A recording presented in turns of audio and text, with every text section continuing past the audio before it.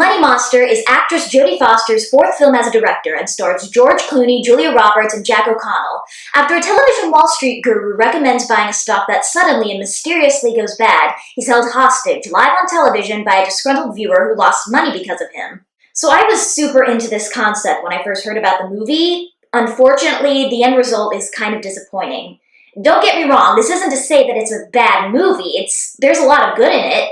I'm just saying that it could have been a lot better.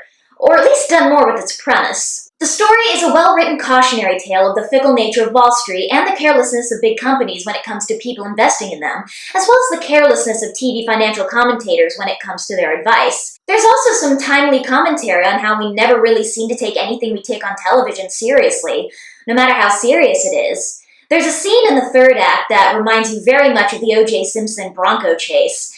There's even a jab at meme culture at the very end.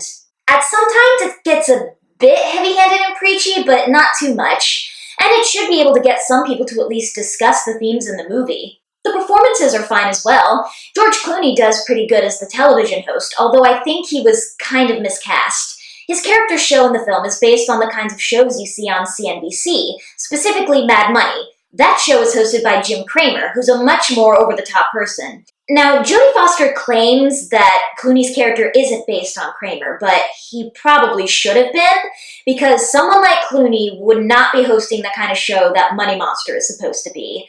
He tries to be all hammy during the show segments, but honestly it just comes across as a bit awkward. But just as a guy being held hostage and trying to defuse the situation, he's in his usual good form. Julia Roberts is good as well as the show's director. She gives off a vibe of, I'd be good in an emergency, although she isn't given too much to do outside of talk to Clooney through an earpiece, and Jack O'Connell makes a pretty convincing maniac with a gun. So I guess the real problem I have with this movie is that it's all just a bit too safe. It's a safe movie. The cinematography's safe, the music is safe, the eventual villain is safe, and even as good as the acting is, it's all safe.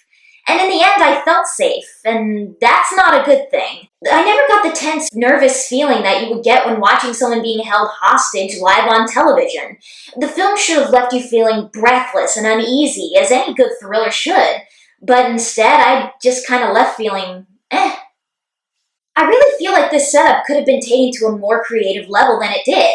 When watching the film, I specifically thought of the 1983 made-for-TV movie Special Bulletin and the 2013 horror film WNUF Halloween Special. Both of those were filmed like they were actual television broadcasts. I sat there watching Mad Money, wishing it had done the same thing. I think it would have added a lot of nuance and some much-needed tension. This might have been one of the few times where a found-footage style might have added to the story instead of subtract. So, at the end of the day, I don't really recommend the movie, at least not to see in the theaters. This could make a good Netflix film if you're looking for some easy watching. Or if you want, just watch Special Bulletin. The whole thing's on YouTube.